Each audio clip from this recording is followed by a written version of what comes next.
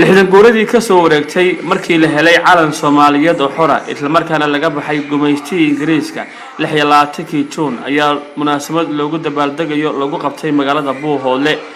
dhinaca kale waxaa dadweynaha ka soo qayb galay munaasabada 26 Juun loogu dabaaldegayo ay ka hadleen shirkii dhawaan ka dhacay dalka Djibouti iyagoo sheegay dhinaca kale shacabka gobolada Sool Sanaag iyo Cayn yihiin dadkii u soo halgamay in la helo xornimo Soomaaliyeed oo xora isla markaana la baxay magaca daraawiisheed waxaa halkan ka hadlay qaar ka mid ah qabanqaabayaashii dibad baxan ka dhacay magaalada Buuhoodle alxamdulillahi rabbil caalamiin wasalaatu wasalaamu ala sayyidina wa nabiyina Muhammad sallallahu alayhi wasallam dhalinyaro aad iyo aad baan salaamaya magacaygu waa Bashiir Ismaan Cabdixaashi maanta oo ay tahay 26 Juun waxaan doonaynaa inaan hambaliyada la wadaagno Soomaali meel kasta ay joogto wadaliyo dibad waxaan leenahay hambaliyo sanad guuradii 60aad ee maalintii xorriyadda qodobkayga labaad wuxuu daaran yahay inaan ka hadlo gobolada Sool Sanaag iyo Cayn in ayna iibahayn forseel lahayn oo aan nahay ummad Soomaaliyeed oo tashan karta maamul leh madax leh oo dadkooda iyo dadkoodaba u shaqeyn kara danahoodana ka hadli kara oo aan ahayn wax la yiraahdo distributor area ee aan nahay dad Soomaaliyeed oo ilaa daraawiish ah oo dadka Soomaaliyeed kamida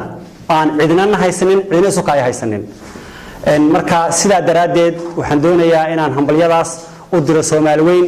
hadalkaygana aan ku soo koobo isagoo kooban Sool Sanaag iyo Cayn iibmaaha awooyaashayna ma iibin aabayaashayna ma iibin annagana iibnaga maaha hadafkayaga iyo himladeedu waxa weeye Soomaali weyn sinaan iyo cadaalad Soomaali oo isku tagta oo mid noqota wada siman oo nin walba statekiisa iyo gobolkiisa iyo danihiisa u tashanayo madaxweynihiisa leeyahay baarlamaankiisa leeyahay iyo cadaalad lagu dhaqmo oo ay cadaaladii ka wada dhaqayso oo ka koona qofka Soomaaliyeed meesha doonayo ku noolaan karo maanta wuxuu qusayaa waxaan u hambaleynayaa dhammaan ummadda Soomaaliyeed ana ugu hambaleynayaa 26 Juun oo ah maalinta xorriyadda qaadanay sanad guuradii 60aad ee ka soo wareegtay maalintan xornimada qaadanay waxaan u hambaleynayaa dhammaan ummadda Soomaaliyeed meel walba joogan gaar ahaan waxaan u hambaleynayaa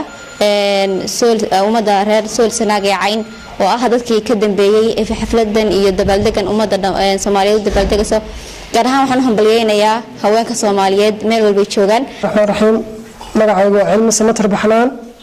ahna gudoomiyaha xisbiga nabad iyo nolol qaybtiisa magaalada Buuhoodle 60 sano ka bacdi waxaan u dabaaldeginaa dhaxalkii awooyaasheen nooga tageen in maanta sidan oo kale si xorriyad aan ugu dabaaldegno daraawiish waxay ahayd nasri ee buu soo diray Soomaali maanta maanan haysaneen dhaqan diin iyo sidaan iskugu duwanahay waxaan maanta u ducaynaynaa 60 sano ka bacdi awooyaasheen oo ogsooneyn ay gaareen heer maanta in lagu soo weeraro diyaarado